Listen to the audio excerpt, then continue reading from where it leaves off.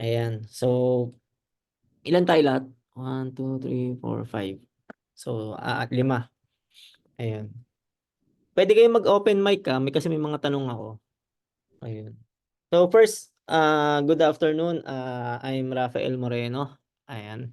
I'm an IRCA lead certified auditor. Ngayon, sino dito yung merong idea sa food safety management system diyan sa 22,000? Meron ba? Ay, puro mga naka-mute. Nope, wala. Wala. Si Pass. Lisel, may idea ka? ISO 22,000? Wala. Ay, wala. Naka-mute din. Ano? Sino may idea ba? Wala. Wala lahat. Or sa ISO na lang. Yung mga kahit anong ISO, marami kasi yun. ISO na attend ako sa dati. Yung sa akin, oo. Sa HACCP, yung HACCP, Meron ako, meron certificate ka. ako. Kasali Yun. ako doon. Ayan. So HACCP. Ayan. So at least merong na-assess ko kung ano yung mga idea. So first, yung ISO 22,000, 2018, yung version yung 2018. Yung 22,000, siya yung parang yun yung niya, part number, parang ganun. Kada system merong part number, yung code, yung ISO 22,000 for food siya. Tapos yung 2018 ibig sabihin yung version niya. So 2018 yung version. Kumbaga sa mga sa apps, 'di ba, sa mga iPhone, sa cellphone, may mga update. So nag-a-update din 'yan. So pagka yung nakita nyo ISO 22,000, 2005, mga ganyan, old version na yun. Ibig sabihin hindi updated. So pag mag-google kayo, 2018 yung hanapin nyo. Okay? So first yung standard. So ito is standard for food safety. Ginagamit siya ng mga um, food manufacturing, restaurants, commissaries, basta any business na merong food. So pwede siyang gamitin. Kahit mga coffee shop pwede. Actually meron ako nakita kanina coffee shop na ISO 22,000 certified. So for food safety, 22,000. So bakit ba kailangan ng standard? Example, yung time natin sa buong mundo, 'di ba, merong standard time. Kasi pag walang standard, gulo-gulo. Kumbaga labo-labo, walang isang ginagamit lang or isang basis lang yung industry. So sa time merong standard, sa cable, 'di ba, merong standard. Isipin niyo, tingnan niyo yung nangyari kay iPhone. Dahil hindi siya sumunod sa standard, which is ang standard is USB type A, type B, type C, 'di ba? Naggawa siya ng sarili niya. O ano nangyari? 'Di ba? Napersa siyang sumunod doon sa standard, which is type C. Nag-adjust si iPhone mismo, nag-adjust. Kasi yun nga, pag hindi ka sumunod sa standard, katulad nito, tingnan mo yung naano ng European Commission is mas madaming charger na kailangan, 'di ba? Kasi may type C, may USB, may Lightning. So, ah maraming nasasayang. Tsaka yung hindi nga siya pasok dun sa standard, yung mga ibang device, hindi siya pwede kasi nga hindi nga siya standard. So, yun yung silbi ng standard. So, for the ISO 22,000, ito pa lang yung nailalagay ko, nare-research ko na certified for ISO 22,000. Pero marami pa yan for sure. Pero ito yung Jollibee, yung Conlins hindi ko kilala eh, pero coffee shop siya. Then Greenwich. Ayan, so yun yung mga certified na nakita ko sa Google. Then, ayun, sino may mga food dito na business? Ako po, kasosyo. Ayun. Si Lisel, si Wex may papasok na rin sa food. Si Red Plate, para alam ko food business din yan, di ba? So, yung mga common na problem ng food business is ito, cross-contamination, di ba? Tama ba? May na-experience na ba kayo niyan? Cross-contamination? Wala pa naman. Meron na ba? Wala pa. Wala pa kasi hindi pa na wala pa yung ano, 'di ba? Tapos na ba yung food mo? Sa Wednesday? Naka-start siya nung ano, Start na. pero Naka, may dinagdag ako dahil Mm. din sa tulong ni Kasosyo Raymond. Okay, ayan. So, ito yung 'pag nag-implement ka ng ISO 22000, ito yung mga problem na maiiwasan mo. Ibig sabihin hindi, puwede siyang mangyari pero mas maliit na. Mas maliit yung chance. Ibig sabihin parang kung dati parang 20 to 30% puwede mangyari, ngayon parang mga 1 to 2% na lang, 'di ba? Which minsan hindi pa, 'di ba? Like cross contamination, foodborne illness. na-experience ko po yun. Na-experience alin dito? Yun sa cross-contamination, sa ano man, sa packaging namin, lasang sabon. Then, Mm. one customer lang naman. 'Di ba? Yun yung sinasabi ko kanina, hindi porket mabango or actually dapat walang amoy, eh. Odorless, eh, 'di ba? Yun ang ano, pagdating sa food, 'di ba? So ayan, so contamination maiiwasan natin 'yan 'pag meron tayong system nito, ISO 22000. Foodborne illnesses, inconsistent food quality, 'di ba yung paiba-iba yung lasa? Kaya maiiwasan natin 'yan. So mafi-fix natin na may standard, isipin niyo si Jollibee 'di ba katulad kanina, ayan si Jollibee kahit saan kayo kumain ng Jollibee pare-parehas ang lasa, 'di ba? Kasi meron silang ano, consistent sila sa food quality kasi meron silang system. Then supply chain management, dito papasok ngayon yung mga suppliers. Ibig sabihin, maayos mo or mama-manage mo yung supplies mo na hindi ka mawawalan or hindi mag-iiba yung supply, 'di ba? So makakakuha ka ng mga supplier ng, magkakaroon ka ng accreditation. Ibig sabihin hindi puwedeng halimbawa may magbenta sa'yo mura tapos kinabukasan or ano hindi mo na ma-contact, 'di ba? Kumbaga wala ka ng makuhanan. Like halimbawa mga manok, lalo na yung mga main ingredient, 'di ba? Ayan, so yun, dun maaayos yan. Then compliance with legal requirements like yun nga sinasabi ko yung pinaka-basic, siyempre business permit, BIR, FDA, mga ano pa bang mga related sa food, ano pa ba yung mga legal ano requirements sa food? Bukod sa FDA, DENR, 'di ba, kailangan din 'yan. Siyempre yung mga basic DOLE, ano pa ba? Sa maraming ano, may mga ma-identify natin 'yan, maiwasan. Crisis Caloocan, management, health. ano 'no? Yung sa municipal or city hall, yung health card nila. Health, oo 'yun, maano niyo, mako-comply kayo pagka meron kayong system na ISO 22000. Then meron din crisis management, example may na-food poison, 'di ba? May mga gano'n or, may nadulas dun sa premises, 'yan. Ano pa ba yung mga common na mga crisis? Yung minsan may nagse-cellphone, yung mga nagva-viral, 'di ba, yung biglang may makita sila na ipis, may makita silang mga daga, butiki, 'di ba? Yan yung mga ganyan. So maiwasan yun. Then employee training and awareness. Ibig sabihin sa food industry kasi mabilis ang palitan ng tao, tama ba? Sino may mga tao diyan na ano, Tama po yan. 'di ba mabilis? As in, Opo. sa ibang compared sa ibang industry, sa food is mabilis. Mabilis ang palit ng tao. So kailangan 'pag mabilis ang palit ng tao mo, meron ka na nakaset na employee training, may training plan ka na for the employee, may process ka na, may dapat inform yung mga bagong tao mo bago sumalang. Hindi puwedeng pagkakuha mo ng tao, "O sige start ka na." Hindi puwedeng gano'n.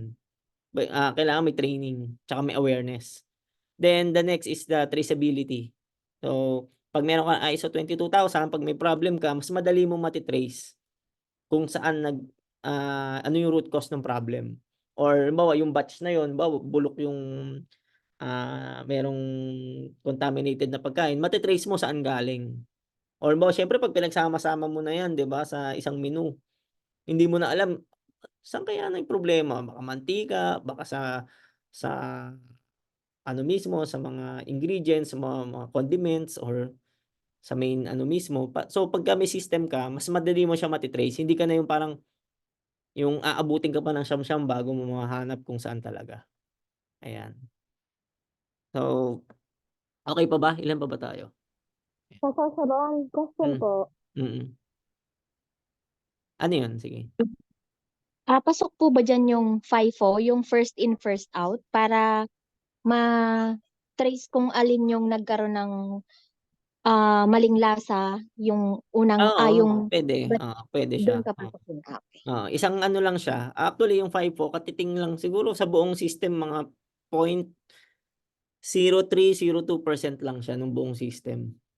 Wala pa siyang 1%, parang sobrang liit lang siya. Ayan. So yun, dito sa training na to mamaya malalaman nyo kung after the itong awareness is malalaman nyo na ano yung kailangan nyong gawin. Kasi hindi nyo naman kailangan gawin lahat eh. Kailangan gawin baby step muna, 'di ba? Parang ano to, parang 100 steps. Doon ka muna sa first step. Ito first step na to, yung malaman nyo yung kung ilang step yung gagawin nyo, 'di ba? So parang ganon. So gagawin nyo siya isa-isa, hindi nyo siya gagawin buong tapusin nyo lahat, hindi. Implement nyo muna lahat. Ay nang pa isa-isa. Ayan. So first, kilala nyo na naman ako. Ayan. So ito, onting background lang is I'm Rafael Ron Moreno. I'm graduate of business ad, major in economics, and I take din ng networking administration sa informatics, video editing sa College Arts and Technology sa QC.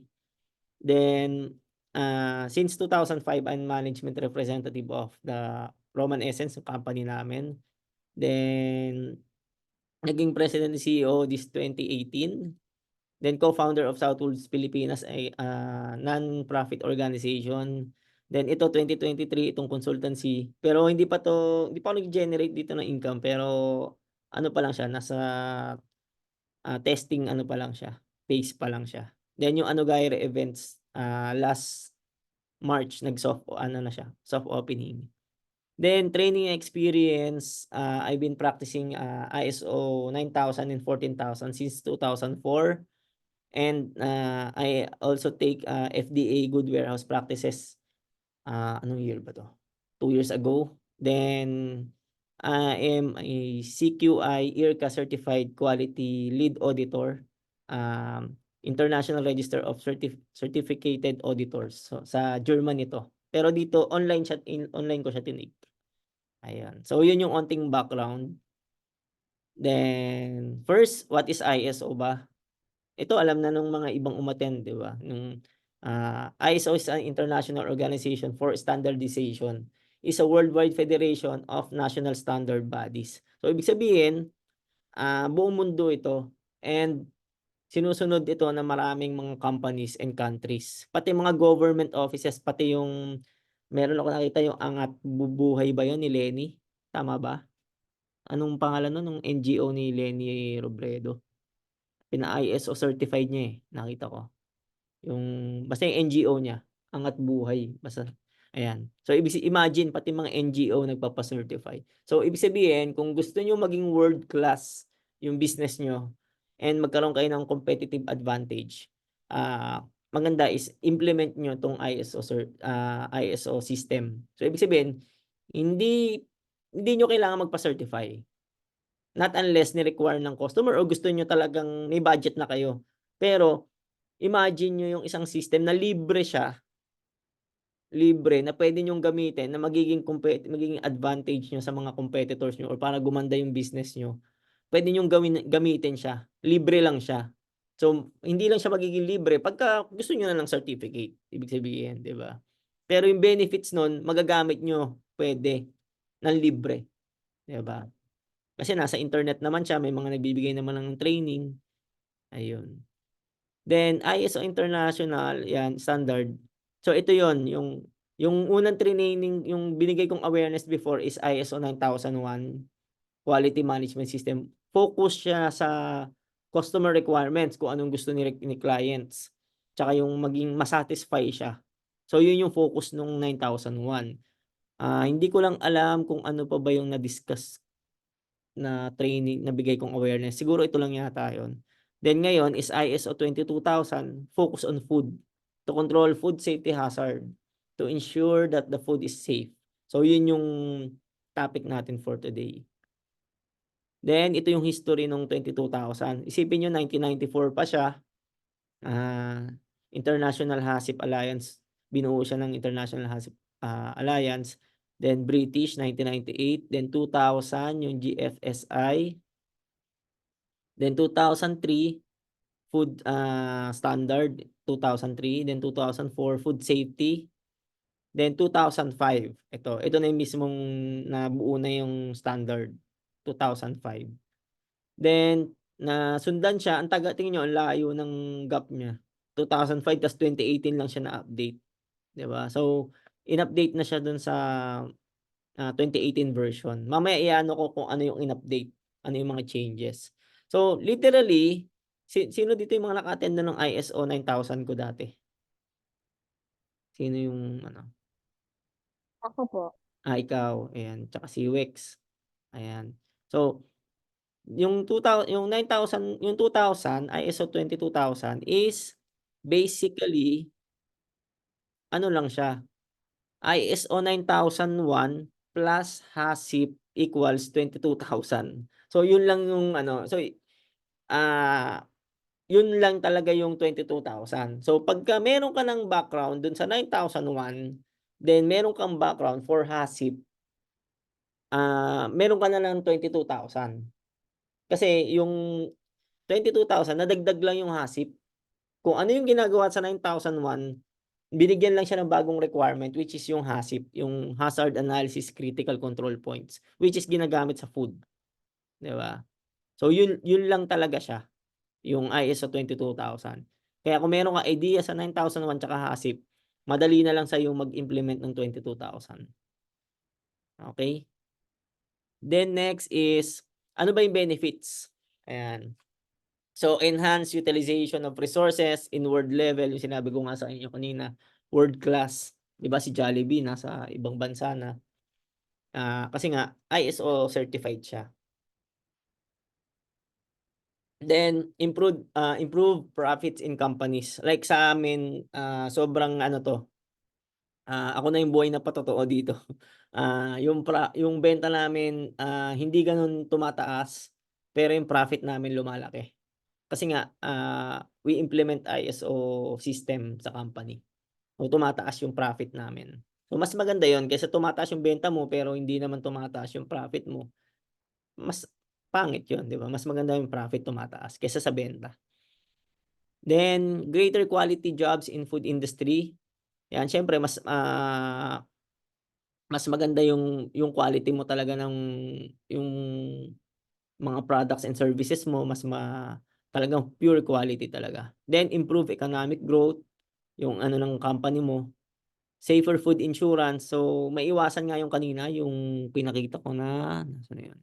Ayan, maiiwasan 'tong mga 'to. Then reduce rates in foodborne disease, effective documentation and techniques, procedures and methods. So ayan, mare-reduce yung kanina rin. Then potential harmonization of national food standard is provided. This is an effective international standard, which is totoo naman talaga kasi ginagamit ng mga malalaking companies. Kahit yung maliliit, katulad eto, alam ko maliit lang 'tong isa, yung Conlins. Ayan, tsaka coffee shop lang 'yun. Then for regulators, ah, sobrang dali niya kasi halimbawa may magpupunta sa inyong taga-munisipyo, ang dali niyo na siyang ma-ha-handle. Hindi niyo na siya yung parang poproblemahin niyo pa siya, hindi na. Kumbaga every time na may tatanungin sila, may mapo-provide ka kasi sumusunod ka, eh. Tsaka mas mataas yung level mo, yung pang-barangay, pang-munisipyo mababa lang yun, eh. Itong international standard, malayo 'to, eh. Mas mataas 'to na standard kaysa dun sa standard ng gobyerno. Ayan, which is ginagamit din ito ng government, ayan. Then the system is sumusunod pa rin sa principle ng ano, PDCA cycle, which is plan, do, check, act. 'Di ba? So sino dito mga nagpa-plan? Meron ba dito nagpa-plan? Or walang nagpa-plan? May nagpa-plan ba dito? Ayan, kasosyong Lisel, ikaw nakikita kong laging nagpo-post, eh. Sa isip lang yung plan. Charot. Hindi, joke lang po. Ngayon po, baby step pa rin po ako. Kasi hindi pa naman ganun kalaki nga yung market ko and hindi ko pa rin naman kaya full force kasi may baby pa.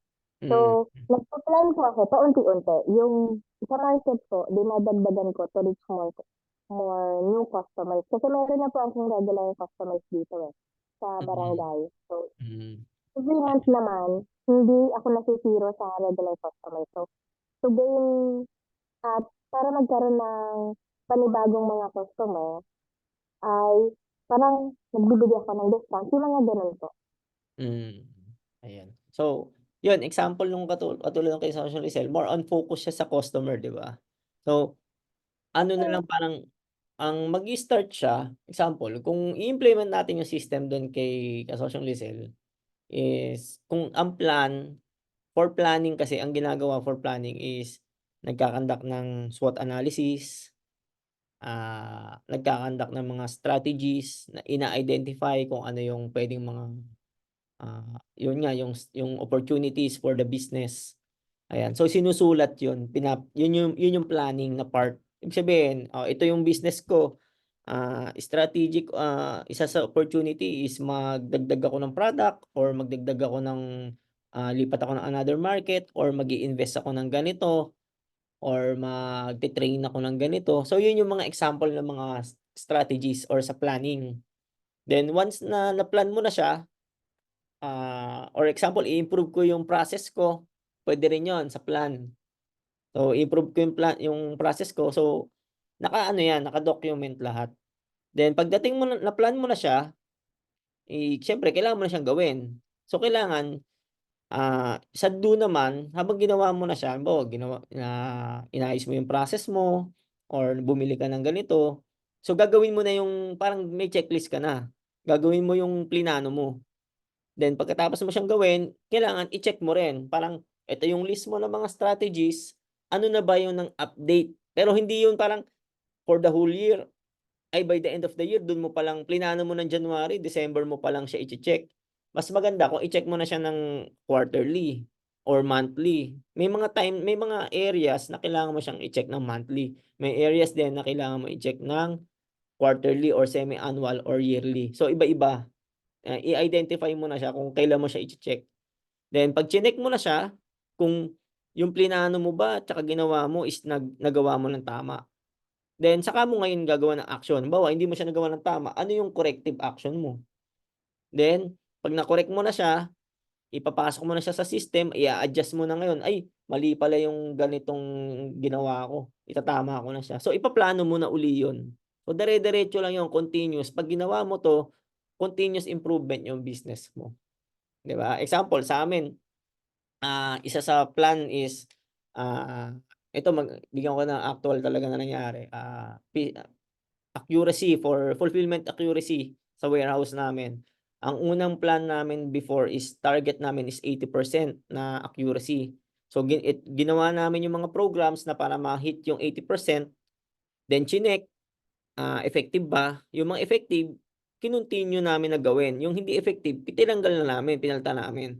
So yun yung ginawa namin sa app. Then plano uli, 80%, na-hit na namin yung 80%. So pagdating sa app uli, sa planning uli, palit uli kami ng plan, ginawa naming 90%. Tapos ganun uli, ngayon nasa 99% na kami for the accuracy. So ganun siya. So hindi siya yung parang halimbawa nasa 70% pa lang ngayon na halimbawa gusto mong i-increase yung benta mo from 70%, ayan ng ganitong target, tas itataas mo ng doble, triple. Kailangan, maano mo siya, yung magawa mo siya ng tama. Or example, di mo na-reach, example yung benta mo ganito lang, halimbawa 100, kunwari 100,000 yung benta mo, 'di ba? Example, ang benta mo is 100,000. So tatargetin mo ngayon sa plan, gusto mo 150,000. So plinano mo siya 150,000, paano mo siya mare-reach yung 150,000? Ano yung mga programs na gagawin mo para ma-support yung 150,000, 'di ba? Tapos i-check mo, mare-reach ko kaya yung 150,000 na target? Tapos halimbawa hindi mo siya ma-reach, ah, papalitan mo ngayon, magko-corrective action ka na naman. So gano'n yung PDCA cycle. So in the long run, mape-perfect mo yung business mo, yung process mo. Maano mo siya, mag-iiba lang siya 'pag may nangyaring instance na hindi mo control, 'di ba? Or may bagong nangyari, example dati mabenta ka sa TikTok, eto bigyan natin example, 'di ba mabenta ka sa TikTok, tapos nagkaroon ngayon ng kailangan may business permit, may BIR na si TikTok. So ilalagay mo dito sa planning, register BIR, 'di ba?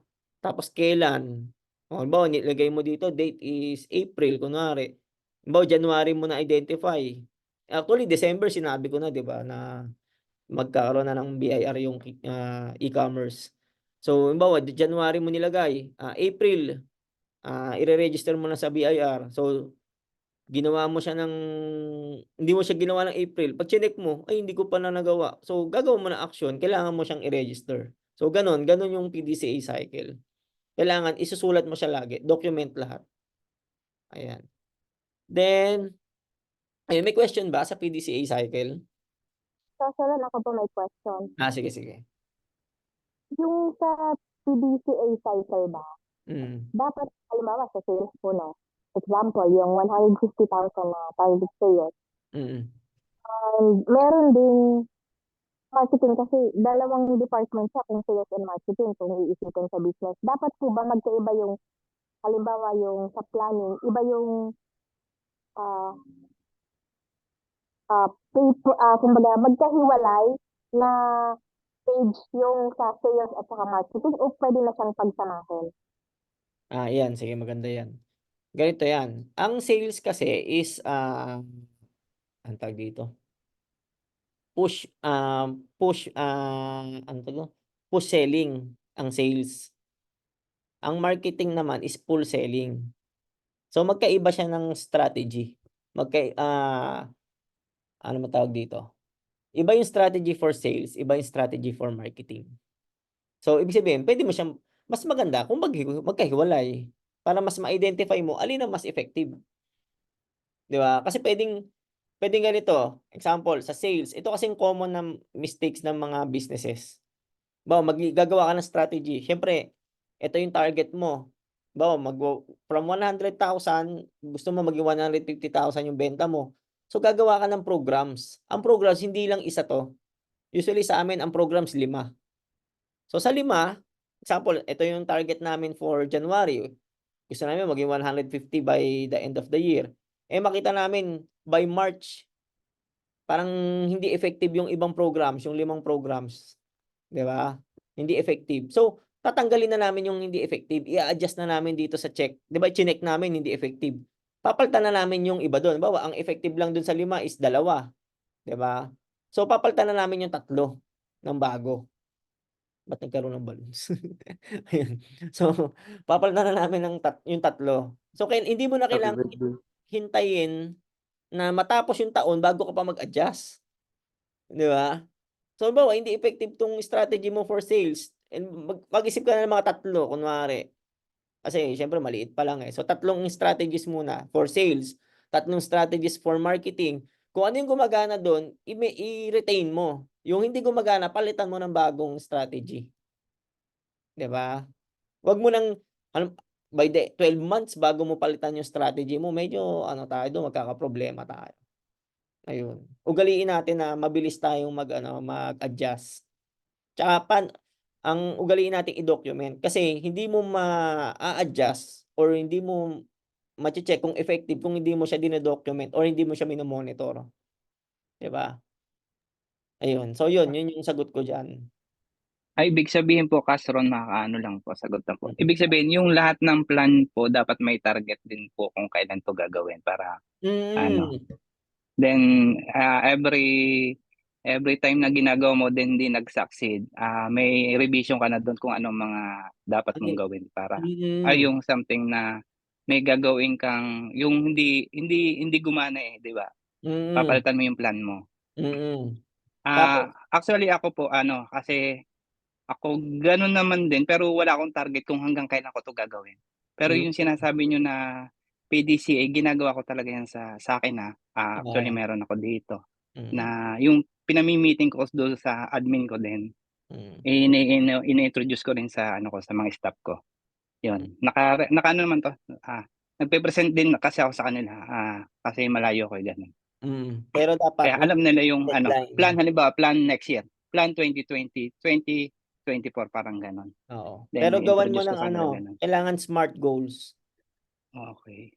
Siya, simple, measurable, attainable, ano ba yung R? smart, timeline yung ano, time bound yung T eh. Yung R is, teka lang. Sige, i-ano na lang natin. Ano? Reachable ka. Realistic. Realistic R yan. Thank you. Realistic. Ayan. So, ganun yung ano, yung kailangan, kada objectives natin, sa amin ganito, kada process merong objectives. Example, marketing, meron siyang objectives. Ang marketing namin ngayon, ang objectives niya is customer retention. 'Di ba? Sa sales, ang objectives niya is ma-reach yung target ng sales, which is merong target XXX, ganyan, for the end of the year. So, pagka nakita namin monthly, tagilid yung sales, kailangan palitan yung programs. Mhm. 'Di ba? So, ganon.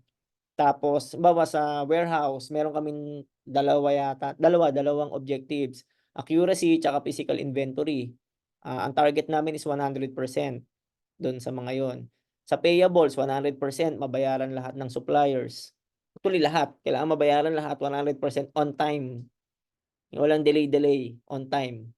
Bawa, hindi sinisingil ng supplier. Tatawagin yung supplier, kunin nyo na yung payment dito. Ganun. Ganun sa amin. Kasi para malaman ng supplier na ay okay tong kliyente na to, siya pa yung nangungulit na kunin yung pera na yung ano yung pera, 'di ba?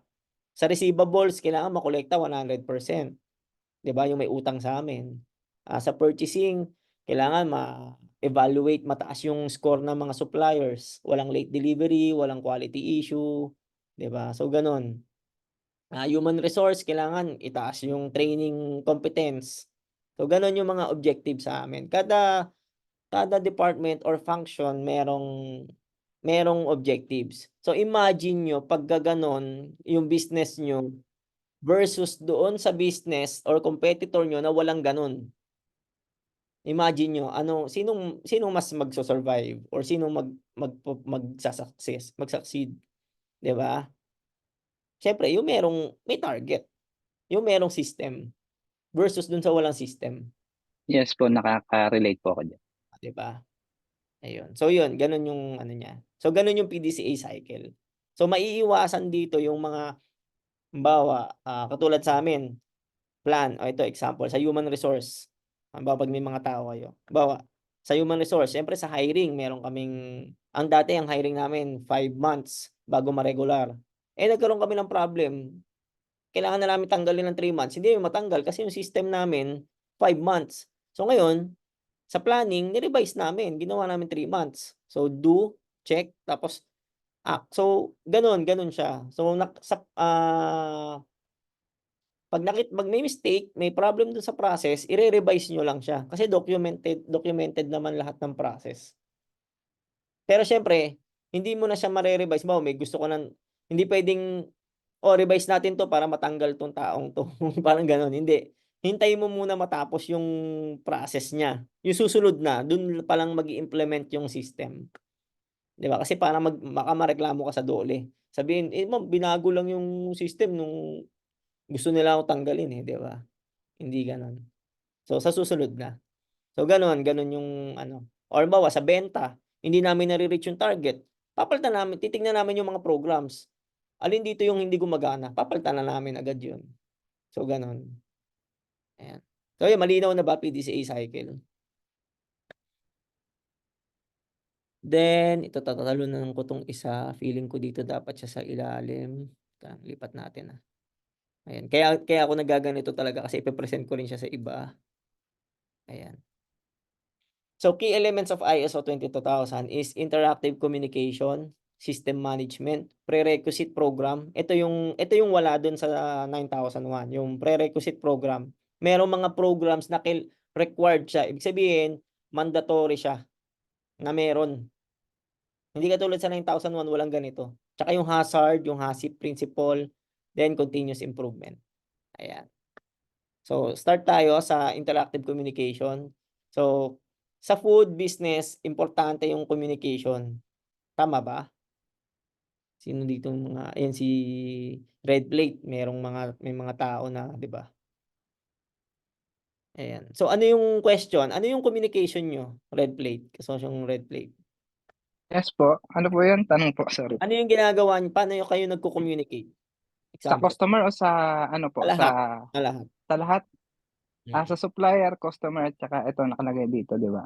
Mm. Bali, more in ano kami, then yung talagang actual, yung personal, Mm. sa about doon sa dealing. Meron kasi kaming na-deal na isang company. Then, nag-cater kami doon once a month or 2 times a month, ganon.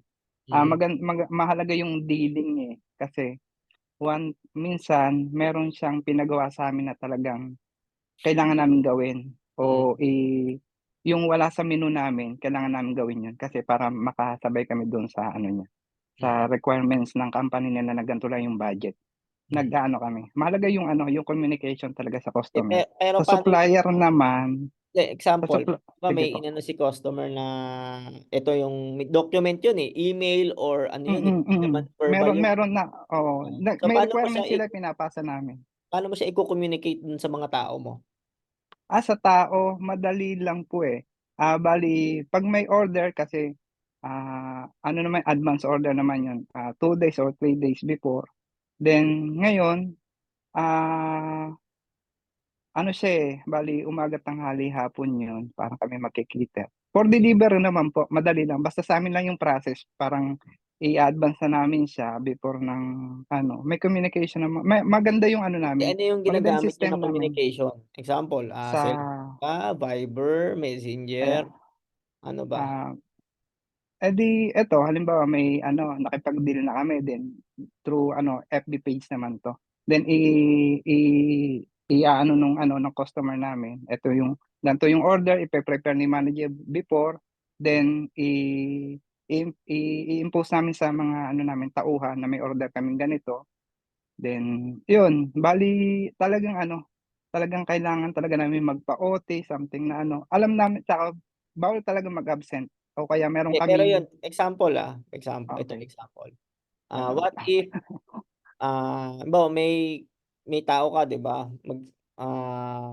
Sinabihan mo na, "Uy dapat ito ganito yung gawin." Yan, ito yung request ni customer. Ito yung requirement ni customer na menu or na meal, 'di ba? What if mawala yung taong yun, iba yung gumawa? Yeah. Ano kaya yung parang communication na para malaman nila na ito yung client na 'to, ito yung requirement niya? Okay. Yun nga po, advance naman po yung order, hindi naman po kami natanggap ng order na gano'n na parang lahat ng menu namin yun lang dapat namin lutuin. Pero iba kasi yung company na 'to. Nag-a-advance order siya 3 days bago yung Pero ano yung assurance mo na assurance hindi ko. na hindi magkakamali yung order na yun? Okay. Iyon, talaga nakatutok din si manager ko din. Then, bali talagang mayroon din kaming GC kami na andun everyday. Everyday naman na may post si manager ko na kung anong oras ng pasok. Wait lang po. Kung anong oras ng pasok. Then, yun, nandun din kami nakipag-communicate sa GC. Online na kasi ngayon Wait lang po. Ayun. Ah, Sige, ayan. Crew, eto. Ito lang Bali, ito yung wait lang. Nasaan ba? Nakita ba ako? Wala. Hindi ako makita, di ba? Ito yung GC. Everyday, nagpapalit kami ng everyday kaming may shifting ng schedule. Bali, wala silang permanent shifting. Kung everyday na may pagbabago, na-inform agad namin. Then, nagno-noted sila doon. Ganun lang. Madali na lang. Sige. Ayan. So, yun. So, sa ISO, ito yung pagkakaiba. 'Di ba yun yung ginagawa nyo ngayon? Sa ISO, lahat ng communication is recorded. Lahat ng communication is, example, ito, customer requirement, yung katulad nung sinabi mo, Red Plate kanina. Si customer, merong requirement, ito yung menu. So, doon sa requirement na yon, i-document yon. Kung sa ISO kung paano siya i-communicate ganito. Ituturo, ano ko lang, sa sample natin para makita niyo yung interactive communication. So, si customer may requirement, ito. So, i-document yon. Bawa, kunwari ang customer natin is ano tayo naman? Bawa si City Cafe, kunwari. Ayan yung customer natin. So, gusto niya, ito yung order niya, ganito dapat yung kape kunwari, ganyan. Yung i-deliver sa kanya. So, ido-document yun na ito yung kape na yun. Tapos, i-orient yun or i-communicate yun sa mga tao na affected nun, yung nagpe-prepare nun, 'di ba? So, ang communication nun through it's puwedeng email, puwedeng memo, puwede ring announcement. Kaso ang problem kasi yung sa GC natatabunan siya, 'di ba? So, tsaka paano malalaman na, ah, nabasa nila or na kumbaga yung yung 'pag sa history tsaka traceability. Nawala. So, tsaka na-inform sila sabi, "Ay hindi ko Ay, akala ko nabasa, nawala. Sorry. 'di ba? Parang Ayun po, sa amin meron siyang may email nga po sa amin. mm, Opo. May email. Pini-print namin po yung order talaga then oo. inilalagay namin dun sa kitchen, ganun lang. Ayun, puwede siguro para maganda yung Nawala po kayo, Castron, na medyo nag-interrupt yata kayo. Mahina yata ang ayun. signal ko. Ano pa yun? Sa'kin ba mahina, napuputol? Ako lang ba? Okay naman si Ron. Okey baka kay red plate, ayan. Red So, plate. ang kailangan lang dito is make sure na alam ni employee yung customer requirement. So, paano or nabasa nila, puwedeng prinint mo, papirmahan sa kanila. Para ma-make sure na nabasa nila. Para 'pag sinabi, "Ay hindi ko nabasa na gano'n yung gagawin, eh, na ganito yung packaging, ganito yung laman nung menu or nung meal," 'di ba? Na kailangan meron palang kalamansi, 'di ba, may mga ganyan na hindi na kailangan may chili. So, kailangan merong evidence na nagsasabi na nabasa nila yung or na-communicate ng maayos. Hindi puwedeng parang ipa-skill lang natin, "Ay nabasa niyo dapat 'yan, nakapaskil 'yan." Hindi gano'n. Dapat may pirma na na nabasa talaga nila. So, gano'n din with suppliers, with customers. Example, mag-o-order tayo kay supplier, sinend natin, tapos, "Oh, ba't di mo dine-deliver?" "Eh, hindi ko na-check, eh." "Eh, akala ko dapat na-check mo 'yan." So, dapat may pirma din yung suppliers na na-receive nila yung order mo or meron silang parang, "Oh, ito yung order ko." "Oh, yes, okey na 'yan." Kumbaga may reply, ayun. So, gano'n Kas gano'n Raymond, hello? Kas Ray, Hmm, Kas Ray, nawala yata si Kasri. Kas Raymond, Opo, ano Kas po yun? Ayan. Yung nangyari kahapon sa'yo, Mahina signal baka ko. pwedeng Hello. yung na Mahina yung signal ko. nangyari Okay na? okay na. Yung nangyari sa'yo kahapon, parang baka pwede yung i-ano kay Ron, baka may Ay, ano, okay. yung part Ay, ng ganito. online order, Okay. naalala mo Opo. yun? Baka pwede yung Bali, ano yun, ang pagkakamali ko naman yun eh. Makuwento ko lang. Paano ba? May connect ba yun dito? Sige po. Hindi, communication ba 'yan? Hindi. Bali, Pwede.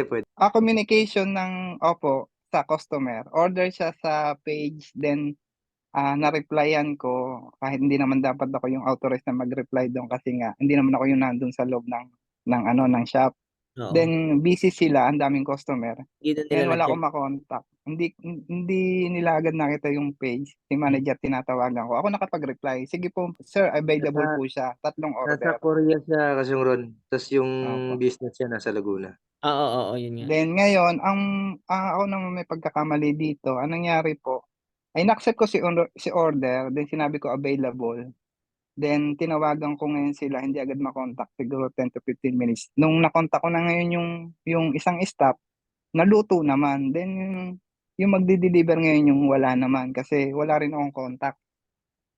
Ayan. So, Pare yun, something na made-delay talaga. Mahirap, ayan. mahirap Yun yung kasi isa pang sa communication example, sa amin merong master list ng 'di ba merong authorization like kung sino yung puwedeng mag-reply dito sa client na 'to, sa supplier, may mga authorization, may mga access.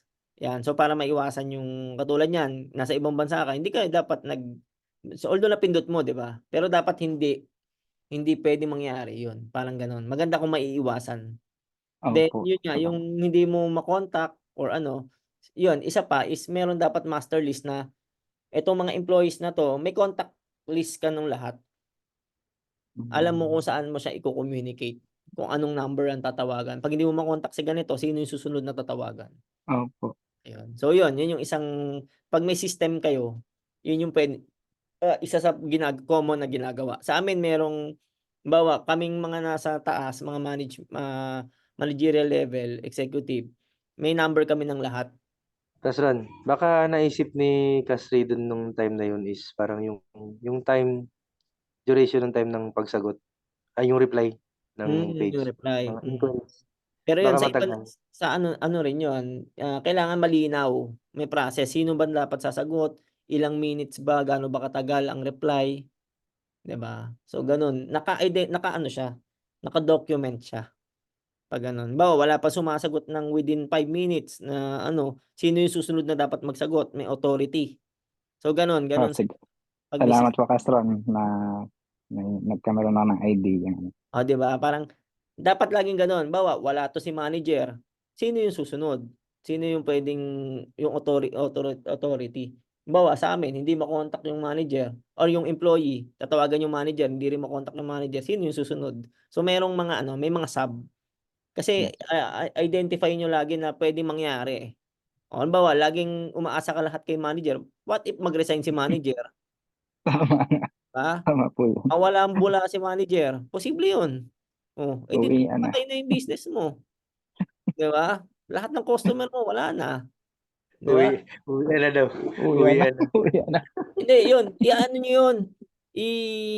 Balik Ilalagay ka sa nyo. PDCA. Baka pwedeng mag-fill ng position dun. Tutok lang talaga dun sa Hindi, reply. iano nyo yun. Mamaya, ibang part naman yun. Risk naman yun. Risk management naman tawag doon. Ako, nire-ready ko yung mga, pag nawala ako, yung mga, sino yung pwedeng kapalit ko, sinong So, yan, naka-list talaga, naka-document yan. Ayan. So, yun, tapos na tayo sa communication. Basta lahat ng communication, dapat two-way siya. Hindi siya pwedeng sinend mo lang, ini-expect mo na nabasa na nila yan, alam na nila yan. Hindi. Kailangan may confirmation. Lahat. Pati sa government, nag-send ka ng document kay government, dapat meron kang list na ito yung ni-receive nila. Di ba? Parang sabihin, ma'am, sinend ko dyan sa sa table nyo. Ay, wala dito eh. Di ba? Dapat may document kayo na ni-receive nila. May receiving copy kayo. So, ganun. Kasi common yan sa government, nawawala nila yung documents. So, kailangan may receiving copy. So, ganun. Sa communication, dapat malinaw and talagang may confirmation. Then, next is system management. Ayan. So, yung sinabi ko nga kanina, yung 22,000 is naka-align siya dun sa 9,001. So, kung ano yung ginagawa sa 9,001, idadagdag nyo lang yung hasip. So, di ba umattend na naman kayo ng 9,001? At least meron na kayong idea. Mamaya, mabibigyan ko kayo ng list kung ano yung mga pwede nyong ilista nyo na lang or print screen nyo na lang mamaya. So, next is yung prerequisite programs. Ito yung sinasabi ko. Ito yung wala doon sa 9,001. Si 22,000, yung food safety, meron siyang sariling prerequisite programs. Di ba sinabi ko kanina yung dito sa PDCA, may mga programs kada function. Dito kay 22,000, meron siyang sarili na program na dapat meron kayo. Ibig sabihin, kung wala kayo, bagsak na agad kayo dito. So, pwede, ito yung unahin nyo. Sa akin ito maganda to. Unahin nyo itong prerequisite programs. So, ito yung prerequisite programs. Example ng prerequisite programs, good manufacturing practices. So, ano yung example ng good manufacturing practices? Example, kitchen. Bukas ang bintana. Bagsak na agad sa GMP yun. Kasi kung bukas yung bintana mo ng kitchen, example, kay Diwata Pares. Bigyan ko na lang kayo ng sikat ngayon si Diwata, di ba? Napansin ko din po yun. Di ba? Nakasando. Di ba? Bigyan ko kayo, Diwata Pares. Sabihin niya, pigmamalaki niya, bago na yung kitchen ko, ganyan-ganyan. Yung nagluluto, siya nakasando. Yung mga nagluluto, walang face mask, walang hairnet. Yung Tama kitchen po. niya, open. So, bagsak sa GMP. Kasi dapat ang kitchen mo sarado kasi pwede pumasok yung mga diyan, mga ipis, ibon, may pumasok na ibon diyan, paniki, tumai doon sa 'di ba? Dumumi doon sa nilulutuan mo, sa mga ingredients mo. 'Di ba? May pumasok na aso, pusa, manok, 'di ba? So bagsak sa GMP. 'Di ba? Then, 'yon, so bagsak na agad yung kay Diwata, 'di ba? Kung magpapa-certify siya, bagsak na agad siya sa GMP. Cleaning and sanitation programs. Sa tingin nyo ba nagki-cleaning sila doon? 'Di ba? So dapat merong cleaning and sanitation program. Example, every before and after the magbukas yung restaurants nyo or kainan nyo or yung food process nyo, yung kitchen nyo, nililinis dapat yan. Before and after. And dapat tamang paglilinis or tamang solution. Example, hindi porket mabula, dishwashing liquid nyo, mabula, mabango, sanitize na yon, 'di ba? So dapat yung ginagamit yung mga chemicals, yung mga pang-cleaning solution is hindi substandard. Kasi pag substandard yung cleaning nyo, substandard din yung siguradong mako-contaminate, 'di ba? Yun nga, yung katulad nung kay Red Plate kanina, sabi amoy ano yun, nagkaroon ng amoy, tama ba? Nagkaamoy sabon daw yung ano, Amoy yung sabon, 'di ba? yung Tupperware. O Tupperware. So meron kasing mga katulad ito, hindi naman ako hindi man ako nagpo-promote pero marami naman. Like ako, Diversey yung products namin, 'di ba? So food grade siya. May mga food grade talaga na pang cleaning. Yung Diversey walang first time nung nag-training ako doon ko nalaman na hindi pala porket mabula at mabango is malinis. Yung Diversey nung ginamit namin walang amoy, walang bula masyado, pero malinis siya kasi food grade siya. Ibig sabihin, tamang chemical siya na nagsa-sanitize talaga. Tsaka naglilinis talaga. Kasi ginagamit 'to ng mga hotels eh. Like Shangri-La, 'di ba? Isipin yung Shangri-La ginagamit yung product. 'Di ba? Tapos sasabihin mo, hindi mas ma-okay itong ano versus dun sa ginagamit niyon sa tabi-tabi lang na restaurants, 'di ba? Shangri-La versus tabi-tabi na Red Diwata Pares, 'di ba? Malayo.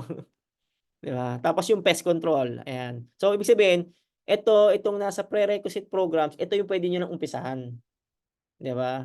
'Pag naumpisahan niyo na 'to, parang meron na kayong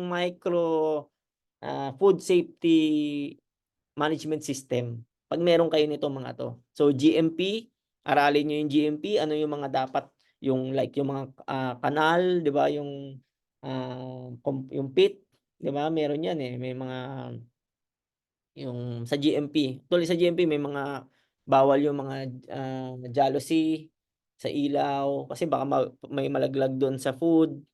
Yan, maraming gano'n sa GMP. Pag umattend kayo meron kay FDA nasa 1,500 lang yung training. Attend kayo para malaman niyo yung GMP.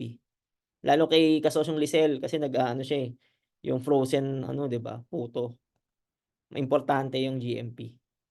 Ayan. Tapos cleaning and sanitation, pest control importante din. Siyempre may mga ipis, langgam, daga, ano pa ba mga anay, 'di ba? So yun yung mga importante din. Then supplier management, 'di ba? Or supplier quality assurance na make sure na yung sinusupply sa inyong mga food, lalo na yung mga yung mga yung mismong example manok, 'di ba? Yung mismong manok baka mamaya mura nga, ano naman double dead or may sakit, 'di ba?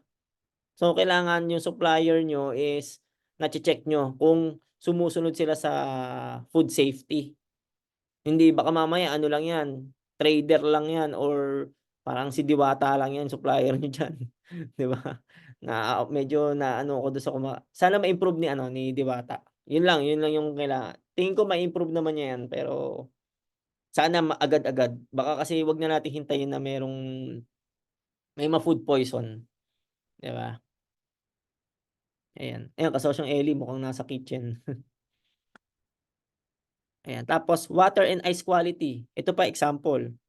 Kumukuha tayo ng tubig, ginagamit natin sa mga juices natin, 'di ba? Or ice, ginagamit natin sa mga soft drinks, sa mga tapos yung supplier natin baka mamaya tabi-tabi lang. Yung tubig galing lang pala sa tap water or ano, 'di ba? Or madumi yung tubig. Kasi nakaka-affect 'to, baka mamaya dun mag-cause ng mga ano yung mga sakit sa tubig, amoebiasis, ano pa ba yung mga ano, nakukuha sa tubig, 'di ba? So, yun, eto kailangan maglagay kayo ng ma-check niyo yung water quality niyo. Example sa'min sa Pampanga nagulat ako, ang dumi ng tubig. Nagkaroon ng UTI yung tao ko, pero sa CR yun, So, ang solusyon namin dun Yung pang ano na lang kaya minsan maganda puro lalaki na lang. Yung babae kasi yun. So, ang solusyon namin doon, bumili kami ng mineral water. Yun yung pang ano nila, pang hygiene. Isipin nyo. Kasi nga, hindi na namin Oo. masolusyonan. Ayan. Then, incident management. Ano ba example nito? Ililist nyo yung mga pwedeng mangyari. Example, meron na, ano bang tawag, nabulunan. Example, may customer kayo na bulunan. Ano yung gagawin nyo? Diba? So, nakalista yun. May nabulunan, ito yung gagawin, sino yung gagawa. So, ganun yung incident management. O, halimbawa, nagkasunog. Ano yung gagawin? Nagkasunog, kuha ng fire extinguisher, sinong gagawa? Sinong marunong mag-fire extinguisher? Dapat iti-train. Lumindol, anong gagawin? Bumaha, bumagyo, anong gagawin? May nalason, sumakit ang tiyan. 'Di ba yung katulad nung may milk tea, yung nainom yung yung may na food poison. Tas ang ginawa nila, isipin niyo namatay yung customer, yung may-ari, tinikman din niya yung yung milk Uminom tea. din. Napanood niyo yun? Nabalitaan niyo yun? Opo, nabalita 'Di ba? So, dun sa incident management, palpak sila. Kasi, ito yung nangyari na food poison. So, ginawa niya, tinesting niya. So, mali yung action niya dun sa incident. 'Di ba? So, yun yung So, dapat may na food poison, dalhin sa ospital. Tapos, yung mismong ipa-test. Hindi i-testingin sa tao. Pwede i-testingin siguro sa hayop, 'di ba? Pwedeng gano'n. Pero hindi sa tao. So, mali yung mali yung incident management nila, 'di ba? Or halimbawa, halimbawa nagtitinda kayo ng beer, may nagwala, 'di ba? May nag-amok. Ano ngayon yung gagawin niyo, 'di ba? So, gano'n. So, ito yung mga example ng mga prerequisite program. Waste management. So, dapat yung mga nabubulok, hindi nabubulok, tsaka yung bio, non-bio. So, dapat hindi siya sama-sama. Ayan. Hindi yung kasi siyempre may mga chemicals din. So, sa restaurant importante yung waste management din. 'Di ba? Hindi yung puwedeng kung saan-saan nakalagay yung basura, ayan. Then preventive maintenance. So, dapat kahit hindi food restaurants, merong preventive maintenance like aircon, kailan ba siya i-cleaning, hindi mo hintayin na nasira yung aircon. Ito yung common 'pag nasira yung aircon saka mo lang siya ipapagawa. So, dapat may preventive maintenance. Yung sasakyan kung kailan lang may masira, saka mo lang siya ipapa-maintenance, ipapa-change oil or ano. So, lahat ng mga equipments, vehicles, infrastructure, example, yung alulod ng bahay nyo or yung office nyo, ng restaurants nyo, dapat naka-regular yan. Sa amin, meron kaming preventive maintenance. Ang preventive maintenance namin dito, kasi office lang kami, office warehouse Ang preventive maintenance namin is yung pest control, kailan nagpe-pest control, kailan naglilinis ng alulod. Kasi nangyari na sa amin yan nagbumaha, umapaw yung barado yung alulod. So, mini-maintain yan monthly, inaakyat yung bubong. Yung aircon, every quarter, chine-check. Tapos nililinis every quarter. Then, pinapa-check siya sa labas, yung service provider, every semi-annual. 'Di ba? Sa sasakyan, continuous yan. Every 10,000 kilometers, pinapa-change oil. So, sa mga equipments, ganun din. Example, yung timbangan. Kasi may timbangan kami dito chine-check kung tama, calibrated pala siya or hindi. Tas every year, pinapa-test yan. May nagka-calibrate. Tas may certificate din. So, sa food, ano ba yung mga pwedeng preventive maintenance? Example, yung cleaning, lalo na yung mga gas, yung mga lutuan, yung mga paggawa nyo ng kape, mga refrigerator. So, lahat yon may preventive maintenance. So, sa food, ito yung pwede nyo nang i-implement. Tama ba? Yung mga may food dito. Pwede nyo na siyang gawin. Gawan nyo na ng checklist. Kumbaga, parang ito ngayong month, gagawin ko tong GMP. Next month, gagawin ko tong cleaning. So, 2 na agad yung meron ka. Pest control. Tapos, siguro, 1, 2, 3, 4, 5, 6, 7, 8, 9, 10. 10. So, may 10 months ka na pa isa-isa. Pwede nga dito, gawin mong sabay-sabay yung 2. 'Di ba? So, i-document to lahat documented lahat. Ayan. So, may question tayo dito sa prerequisite programs.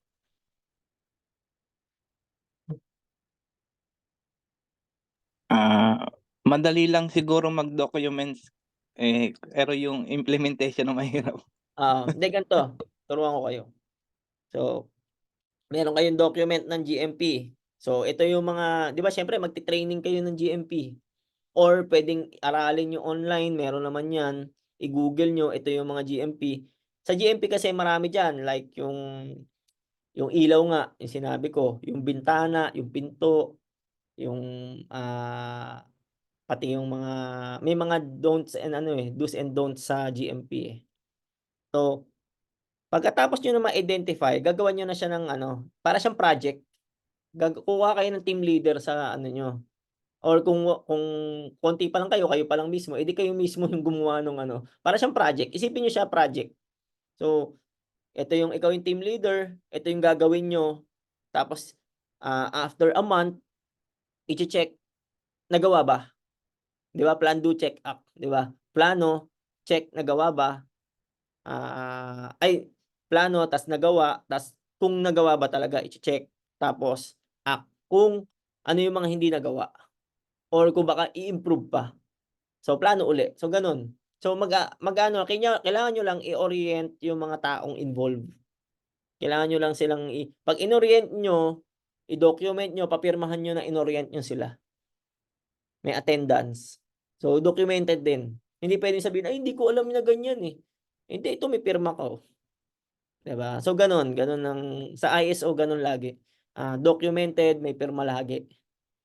Para hindi puwedeng sabihin na, "Hindi ko alam 'yan, hindi mo tinuro 'yan." Ayan. So gano'n lang yung para ma-implement niyo 'tong mga programs na 'to. Ayan, sa mga bagong pasok, itong awareness is food safety management system. Ayan. Sa mga may mga food, ayan, food business. Marami kasi sa kasosyo mga food. Ayan. May question pa sa prerequisite programs? Ibig sabihin ito yung mga dapat meron, hindi puwedeng wala. 'Pag wala ka nito, isa dito, bagsak ka na agad dun sa certification. Ayan. So gano'n po tayo sa sa ISO. 'Pag magpapa-certify tayo, kung ano yung nilagay nila na kailangan meron siya. 'Pag wala, bagsak ka na agad. Ayun. Kasi major na yun agad, eh. Hindi ibig sabihin hindi ka na nagko-comply, eh. Pero kung meron lang halimbawa meron ka pero may kulang, puwede ka ng pumasa nun. Ibig sabihin iko-correct mo lang yung kulang. Halimbawa sa pest control, yung pinag-pest mo lang panglanggam lang, hindi pang-anay, pandaga, 'di ba, parang gano'n. So, iko-correct mo lang, dadagdagan mo lang ng pang-anay tsaka pandaga kunwari. So gano'n siya. Ayun. So, prerequisite programs dapat meron sa food safety. Ayan. Then, okey na ba sa prerequisite programs?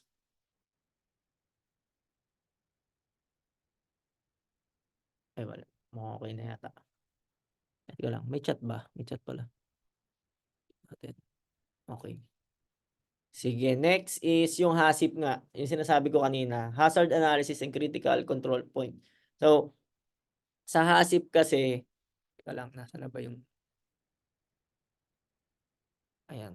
Sa HACCP kasi meron ditong yung mga, nandiyan yung mga contamination like 'di ba sa food merong, anong tawag dito, yung mga kailangan i-prevent, 'di ba?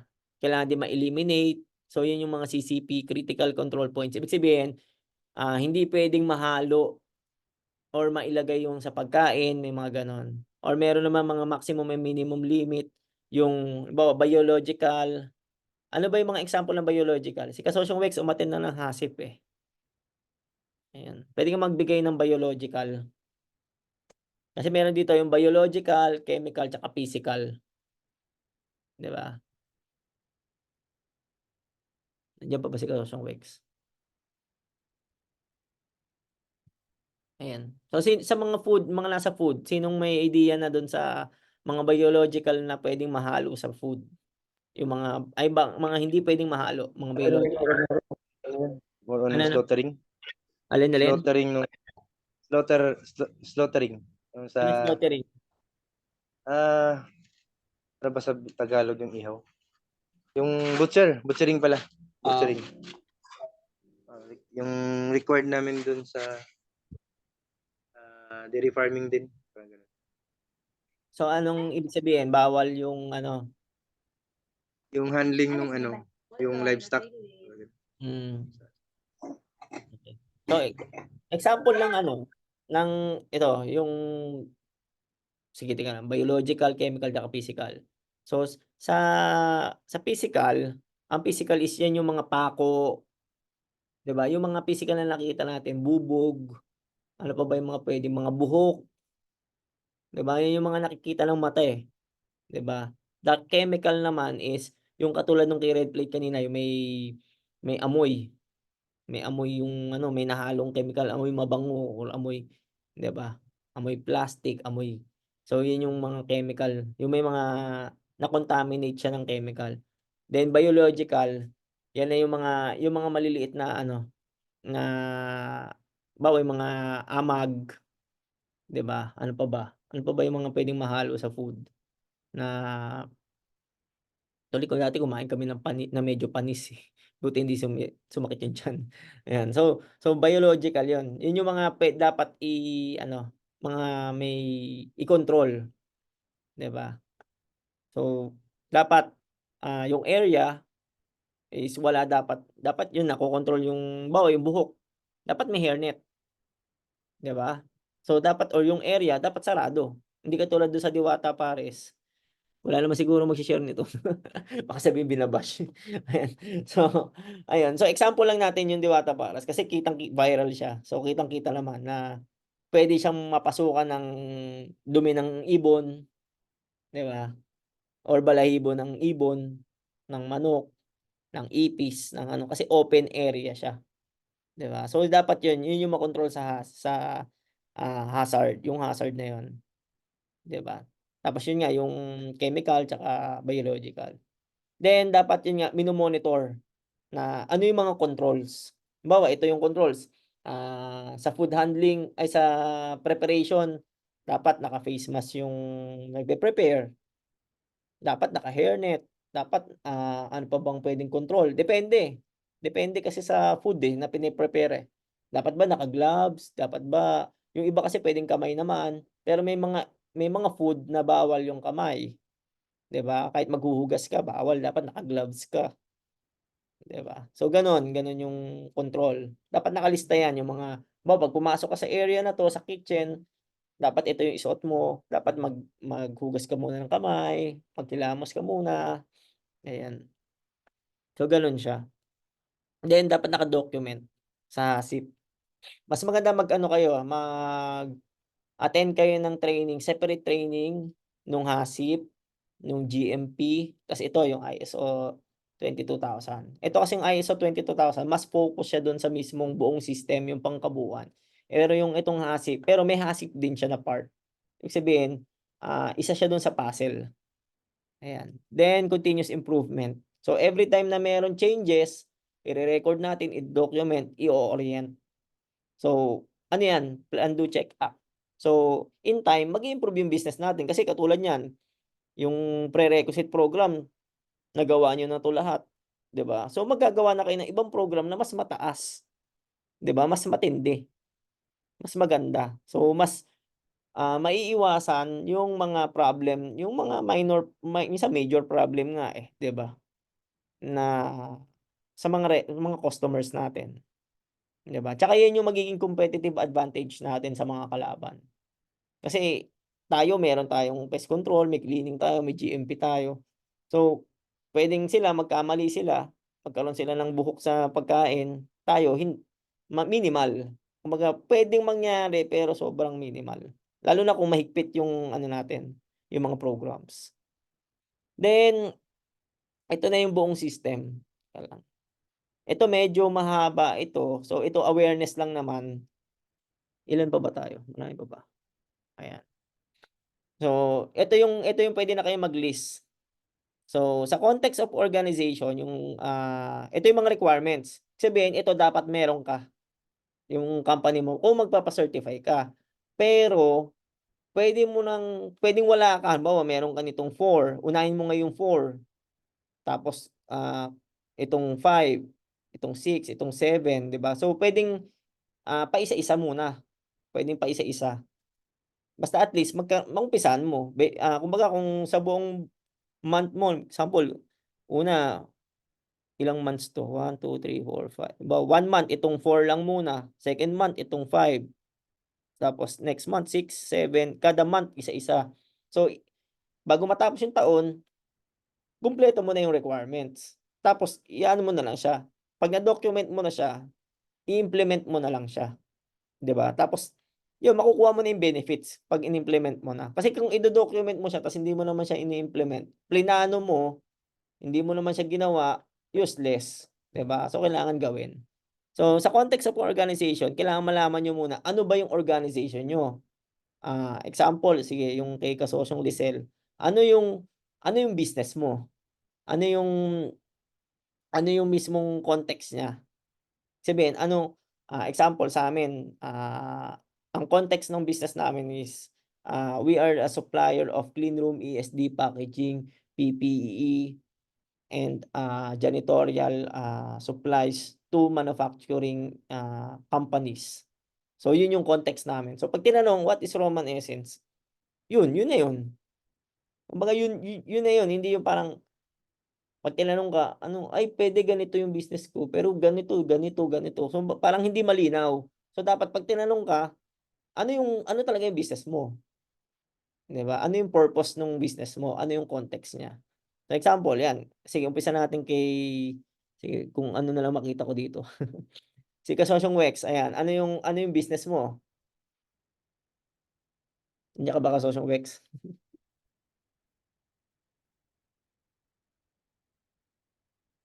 Wala. Wala. Sino na lang gusto magpresenta?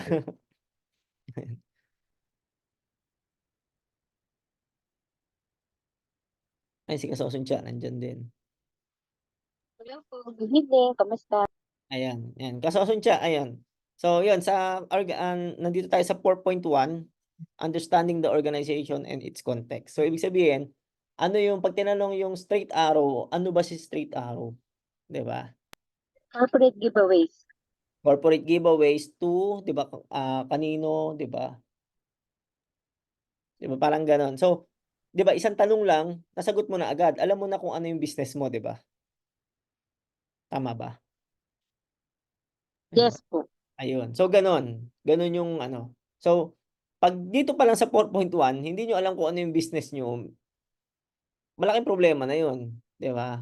Kasi pag hindi niyo alam yung business niyo, ah, hindi niyo rin alam yung gagawin. Kasi hindi niyo nga alam kung ano yung mismong scope niya, eh, 'di ba? Kung ano yung purpose ng business, eh. Oh, 'yun. So, 'yun yung unang kailangan ma-identify niyo. Ido-document niyo 'yan na my company is ganito, ganito, 'yan. So, gano'n siya. Then, the next is understanding yung 4.2. So, una-una, kailangan malaman niyo kung ano yung scope ng business niyo. Then, the second is 4.2, understand the needs and expectation of interested parties. So, kailangan malaman niyo sino yung mga interested parties. So, example ng interested parties, customers. Sigurado lahat may customers. Suppliers, employees, government, community, environment, banks, 'di ba? Insurance, 'di ba? So yun yung mga pwedeng interested parties. So alamin nyo, example si employees. Ano ba yung kailangan ng employees? Sweldo, benefits, 'di ba? So i-identify nyo ano ngayon yung nakalagay employees. Ano yung needs niya? Tsaka expectation ng employees. Si customer naman, syempre, kung pagkain, mura, masarap, quality, 'di ba? Pwedeng depende kung depende sa customer niyo, 'di ba? So gano'n ililista niyo siya, naka-document siya. Then after niyo siya sa 4.2, saan na ba tayo? Ayan, determining the scope of food safety management system. Example, kung meron kayong branch, example yung kay Kasosyong Wex, meron siyang tindahan, meron siyang food. So alin lang yung sakop ng system? Ino-note mo na ito lang yung kainan lang, yung tindahan hindi kasama. 'Yun. So kailangan i-ano niyo siya, i-identify niyo. Then yung number 4.4, yan yung buong system na mismo. Ayan, i-document nyo na siya. Maggagawa kayo ng manual, ganyan. So, yun, may question ba dito sa ano, sa context of organization? May question ba? Yung blood, ayan, tama, may chat kanina. Ayan. So, sa context, ang pwede nyong gawin, kunin nyo yung scope, ito i-gawin yung checklist. Gawa kayo ng scope, yung scope ng business nyo. The second is, magkanda kayo ng SWOT analysis. Kasi malalaman nyo kung ano yung business nyo talaga pag nagkanda kayo ng SWOT analysis. Then, next is yung interested parties, needs and expectation of interested parties, matrix. Yan, pwedeng ganun, gawa kayo nun. Then, yung manual, gawa kayo ng manual. So, yun yung 4.0, yung context of organization. So, pag nagawa nyo yun, yung mga sinabi ko kanina, kumpleto na kayo sa 4.0. Ilang percent na yun, di ba? Magandang, yun talaga yung umpisa. So, pag na-document nyo na siya, may manual, the next is leadership. Di ba? So, sa leadership naman, doon papasok yung 4.1, leadership and commitment. So, kailangan ma-identify sino yung mga leaders, sino yung management, ganyan. So, organization chart. Pwede kayong gumawa. Ayan, nandito pala sa 5.3. So, dapat sa 5.1, merong commitment. Ibig sabihin, yung policy, gagawa kayo ng policy, food safety policy. Yan. So, yan, search nyo na sa Google. Food safety policy. Tapos, kailangan yung food safety policy nyo, may pirma nung presidente or nung manager. Nung kung sino yung tao, yung pinakamataas doon sa organization. So, may pirma ng pinakamataas, usually presidente to, yung policy. Then, yung organization chart. So, kailangan naka-identify na itong taong to, ito yung position niya, ito yung authority niya, ito yung responsibility niya. Naka-ano siya, isang document siya. So, merong organization chart, isang document, tapos yung job description, isang document din. So, yun, ganun siya. Para hindi pwedeng, para pag sinabi ng tao na, ay, hindi ko naman trabaho yan eh. Tsaka para makita nyo na hindi siya labo-labo. Alam nyo kung sino yung kukontakin pag may problem dito sa maintenance, may problem dito sa kitchen, sa production, alam nyo. Kasi tsaka alam din nila kung ano yung gagawin nila. Ayan. So, pag meron na kayong policy, meron na kayong organization chart, meron na kayong appointment letter, dapat may appointed na ikaw, presidente ka, or kung maliit pa lang yung business mo, meron kang ano yung duties and responsibilities mo as owner, business owner. So, yun. So, yung tatlong yun. So, pag nagawa mo na yun, meron ka na nitong leadership. So, pag na-document mo na, ito ginagawa natin, documentation pa lang So, nandun pa lang tayo sa planning stage. So, yun. Pag nagawa na natin yun, dito na tayo sa planning, action, yung address ng mga risks and opportunities. So, kada process, nagawa mo na yung process map mo, ma-identify nyo ano ba yung risk. Bawa, like yung sinabi ko kanina, pag lumindol, pagka nagkasunog, may nalason, may buhok, may daga, may dumi. Yan, i-identify nyo yan. Tapos ano yung action na ilalagay nyo? Hindi, yung katulad nung, yun nga, dahil walang risk assessment, risk management yung milk tea, nalason yung customer niya, tinikman din niya yung milk tea niya, nalason din siya, di ba? So, mali yung nila, yung action. Kasi nga wala silang risk management. Ayan. Then, the next is objectives. Yung sinabi ko nga kanina, yung dapat may target, di ba? Bawa, dapat 100% customer satisfaction, di ba? Ayan yung mga example. Or 100% okay, zero food contamination. Yan, pwedeng target yun. Pwedeng target. Nalagay nyo, zero contamination for the whole year, di ba? Tapos next year, ganun ulit, zero pa rin. Di ba? So, ano ngayon yun yung pwedeng objectives. Tuloy, pag ginugol nyo, siguro, ewan ko, baka hindi nyo pa nag-google, pero ngayon, at least, umatin kayo nito. Alam nyo na, pwede nyo i-google, pwede nyo chat GPT. Can you give me objectives for food safety? 'Di ba? Pwedeng gano'n. Lalabas na yung mga list. Gagawin niyo na lang siya. 'Di ba ang dali na ngayon. Compare dati, Google mo, pa isa-isa mo pang i-click. Ngayon, ChatGPT, lalabas na lahat. Then, planning of changes. Yung sinabi ko kanina, pag merong mali or may nakita kayong improvement, palitan nyo, i-plano nyo kailan siya papalitan. 'Di ba? Halimbawa, yung lasa, hindi masarap, may isang customer na gustuhan itong lasa na 'to. So, i-document nyo, o ganito na yung lasa natin sa susunod. Kasi lahat ng customer natin, ito yung in-order or ito yung gustong lasa. 'Di ba? Pero hindi pwedeng ikaw yung may gusto. Kasi sinasatisfy mo lang yung sarili mo. Dapat customer satisfaction. 'Di ba? Kung ano yung gusto ni customer, yun yung masusunod. 'Di ba? Ayun, may natutunan ba? May natutunan? Pwedeng type na lang. Type 1 pag may natutunan. Para malaman ko lang kung may kausap pa ako. Wala yata. Wala natutunan? Are we learning? Yes po. Ayun. Marami ba? Ayun. Medyo madugo, 'di ba? Tama ba? Madugo. Na-refresh ako, Kasron, dun sa mga lessons namin nung college kasi HRM ako eh. 'Di ba? Ayun. So, pero Mm. part lang siya, 'di ba? Ito medyo na 'to kasama na yung management 'di ba? Ayan. So, 'yun sa planning, pag nagawa niyo na yung planning, the next is yung support. So, resources. Dito pumapalpak yung maraming mga negosyante sa resources. Actually, sa lahat naman. Pero yung resources, isa sa hindi nakikita. Example, meron kang employee. Ang ginagamit niyo yung mumurahin na lutuan. So, ibig sabihin, mumurahin na kaldero. Hindi ako mahilig magluto pero yun yung napapansin ko. Pag mumurahin yung lutuan mo, ang hirap, dumidikit yung piniprito mo. Halimbawa yung, ano ba tawag dun sa pamprito? Ayun. 'Di ba? Tapos ano?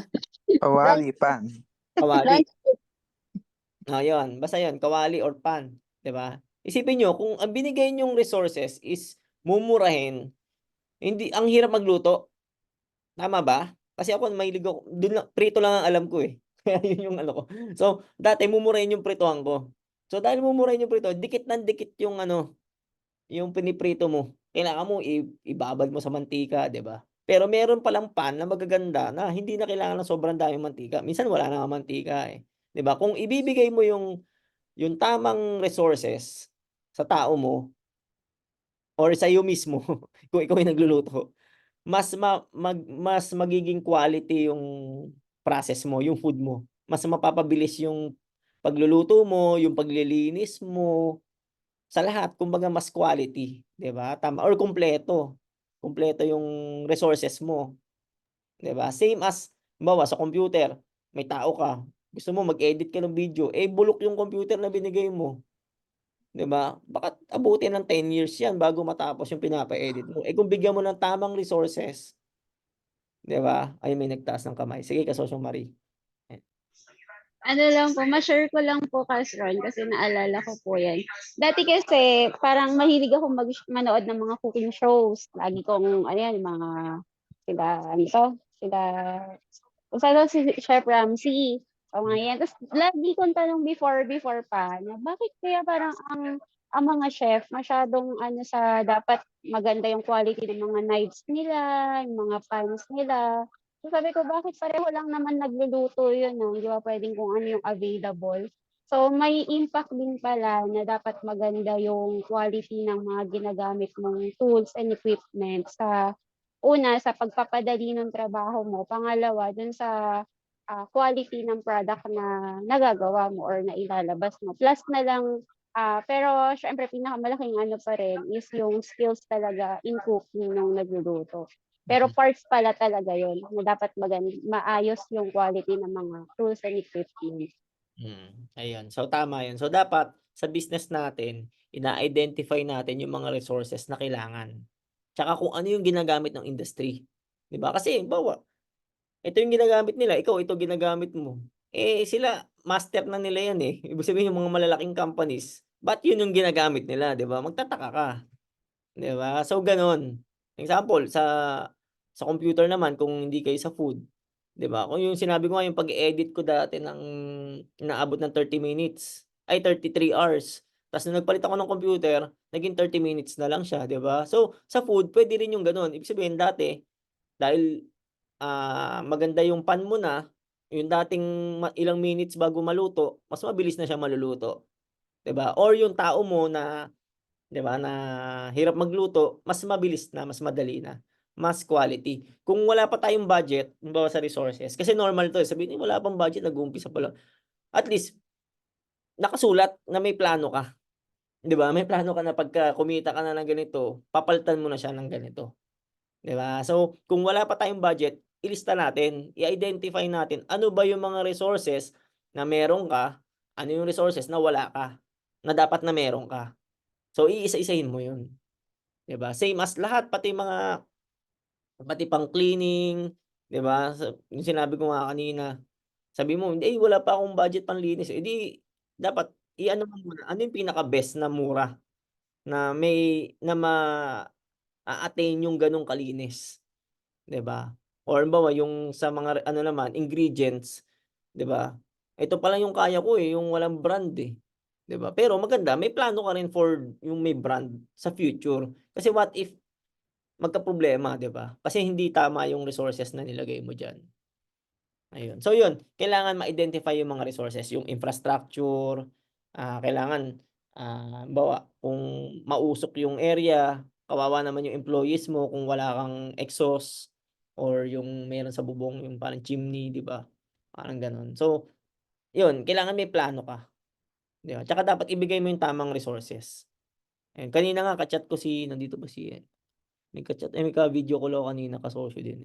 So, nag-message siya dun sa My Day ko na binenta yung mga sasakyan.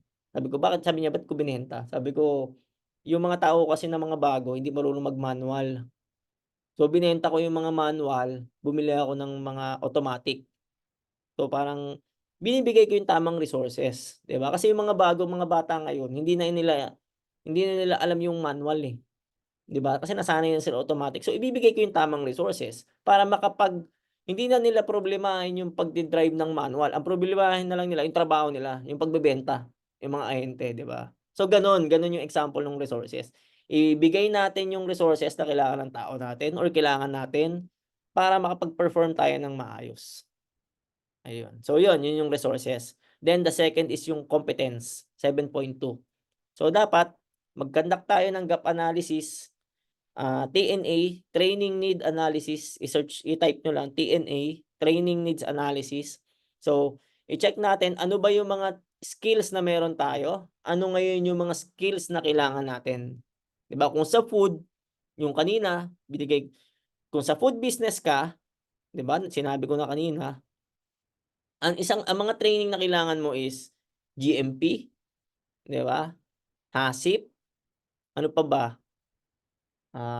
Ito yung food safety. So, marami, merong mga halal pa, 'di ba? So, yun yung mga kailangan niyo sa food. Kasi ako hindi naman food yung business ko, Pero yun nga, itong system alam ko, 'di ba? Pero yung mismong, malalaman ko lang yan 'pag nag-audit ako ng food ng restaurants. Kasi yun yung alam ko, marunong ako mag-check, 'di ba?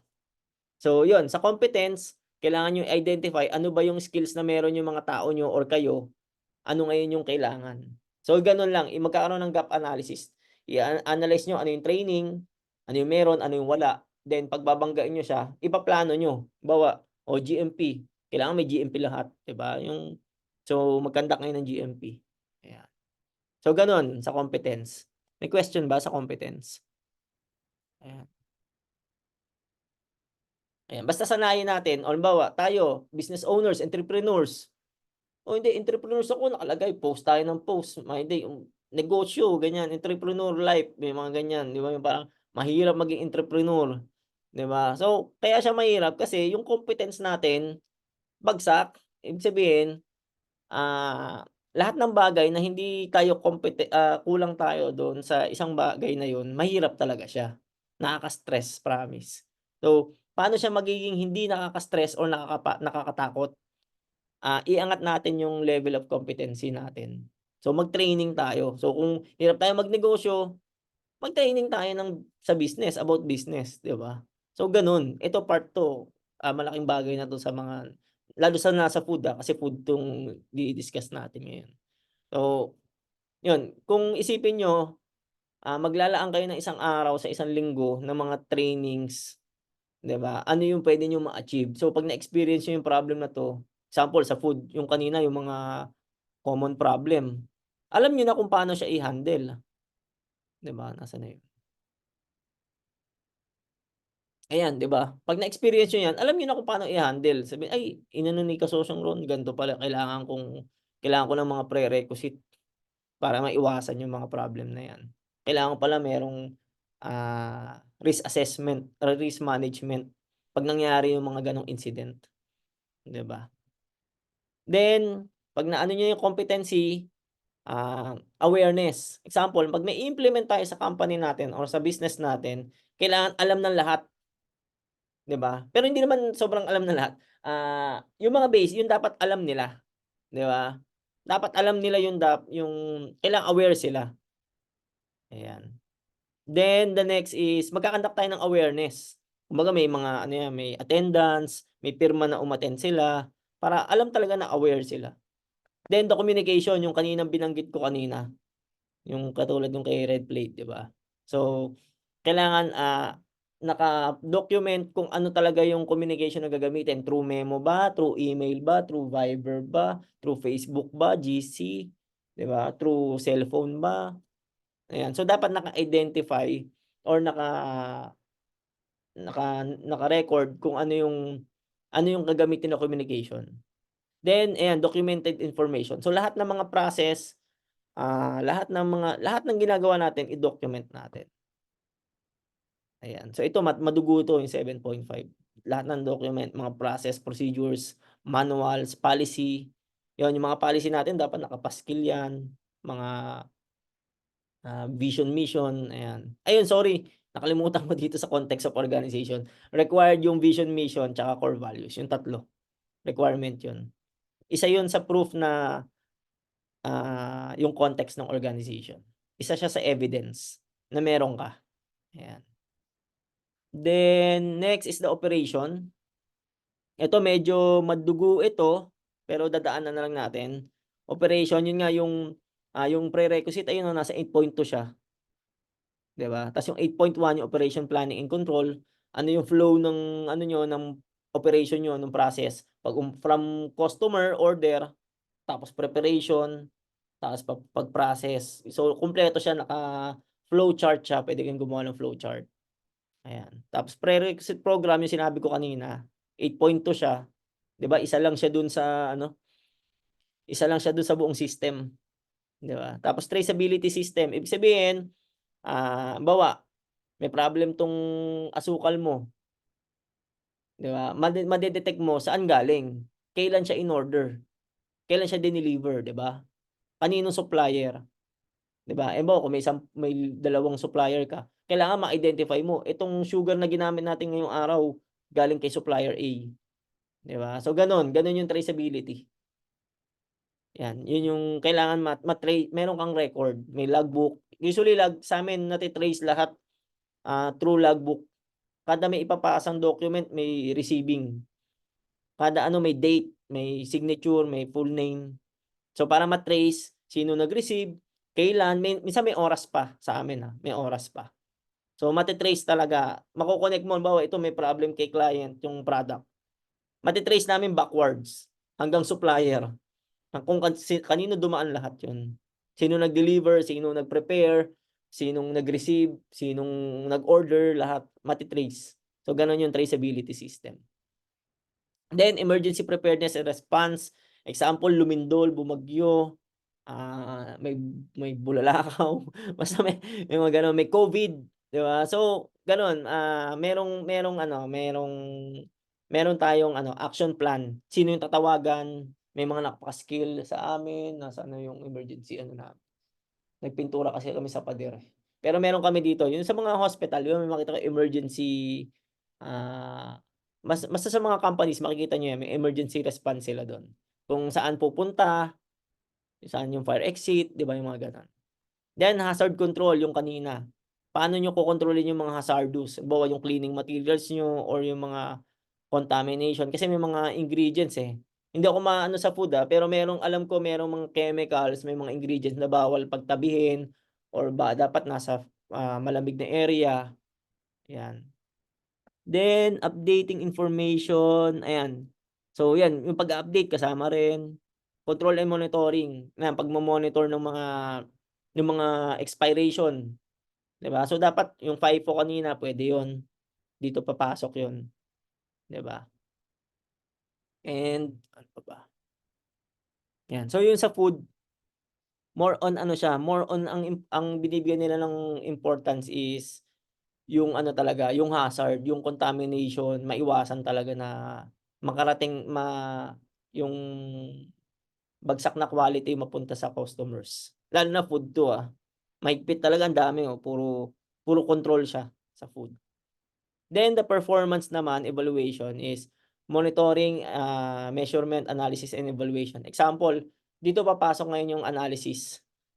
Example, ngayong month, ito yung benta or ngayong month, ito yung zero zero contamination, zero customer complaints.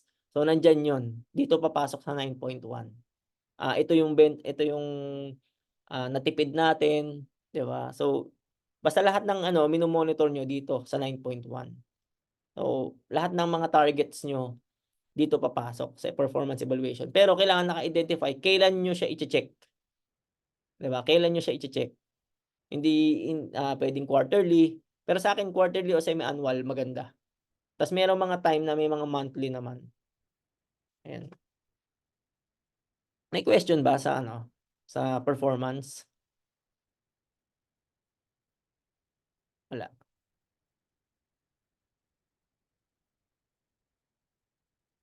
Ayan. So pag naano na natin, monitoring, measurement, analysis, and evaluation, meron tayong internal audit.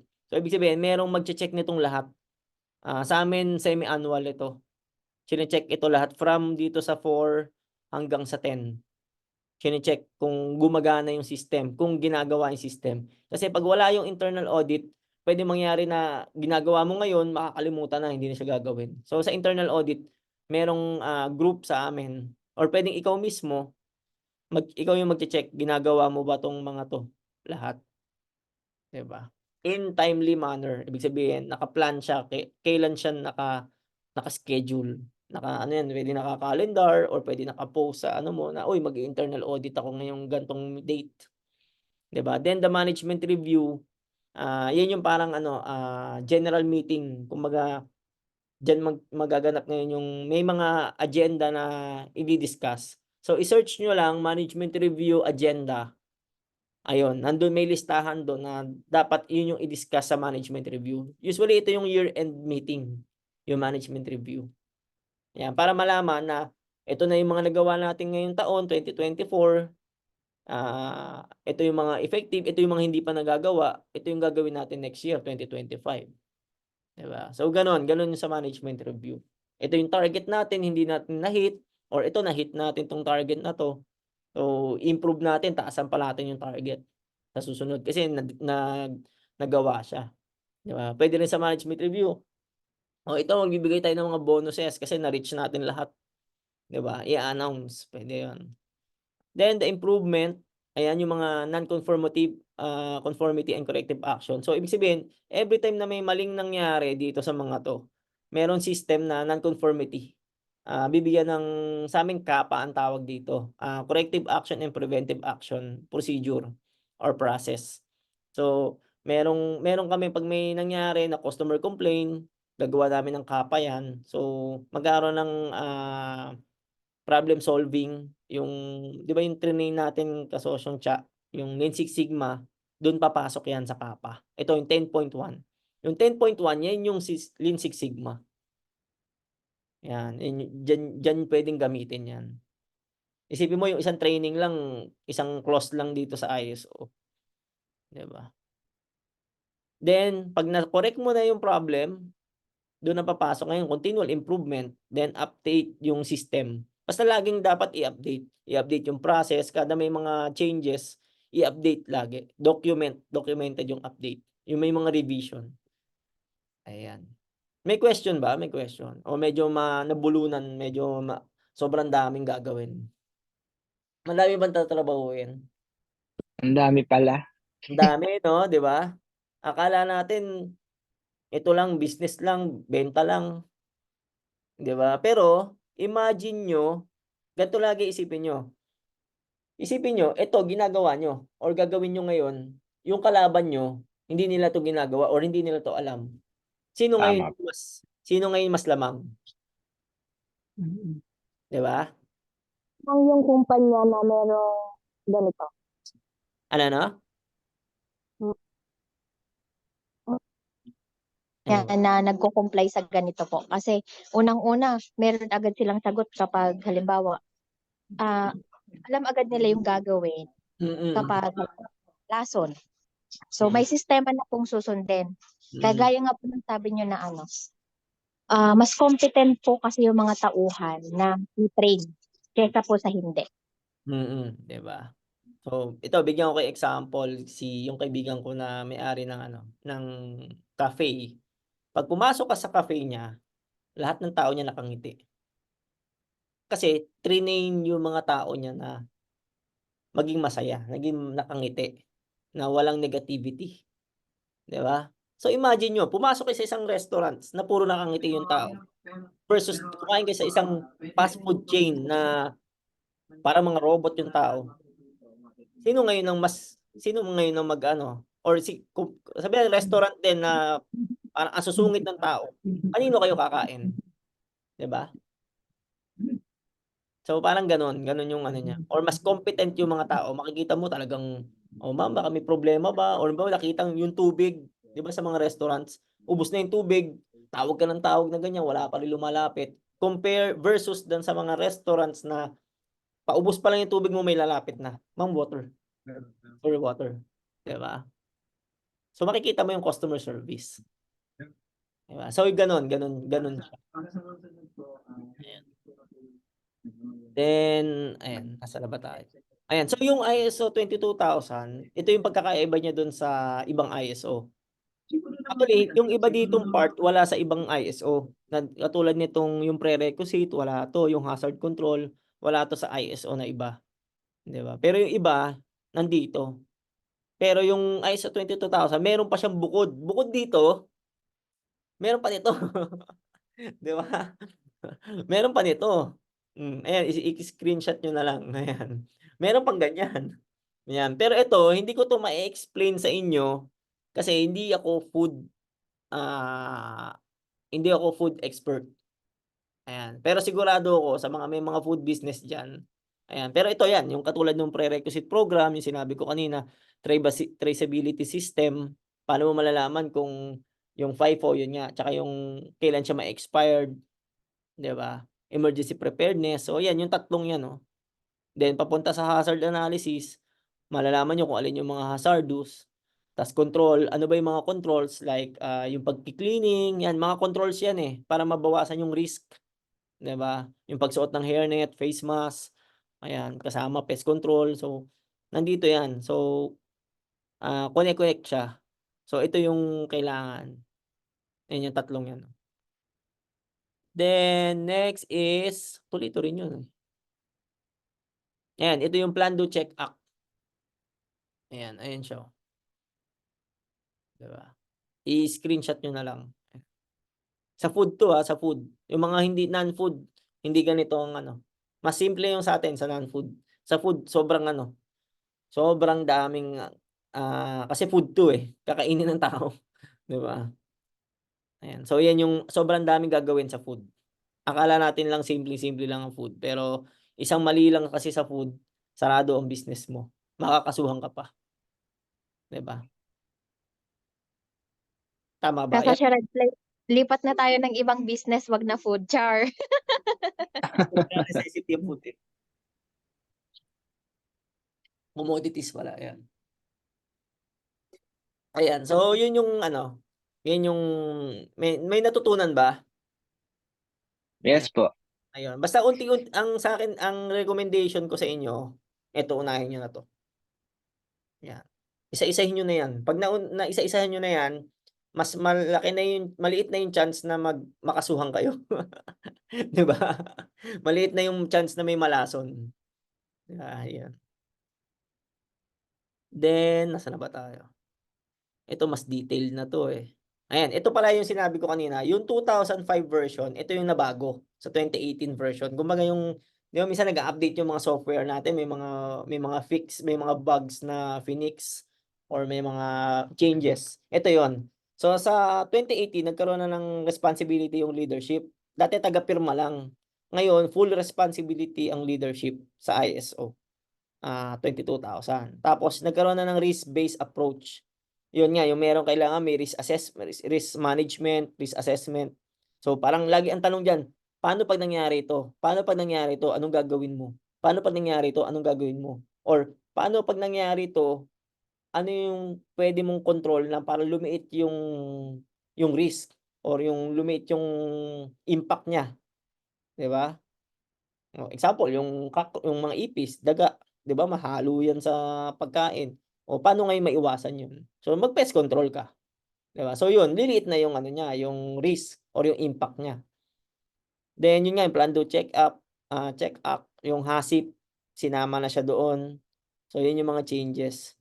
Then inalign siya doon sa ibang ISO. Yung sinabi ko nga sa inyo kanina, halos 80% kaparehas niyan sa ISO 9001. Nadagdag lang yung tungkol doon sa HACCP, tsaka yung prerequisite. Then tapos na 'to. Ayan, so ito na yung ano, ito hindi ko naman nire-recommend kayo. Ako sa akin hindi ko, not unless magiging Jollibee na kayo. Yan kung paano kayo ma-certify. So implementation ng system, conduct ng internal audit, tapos management review.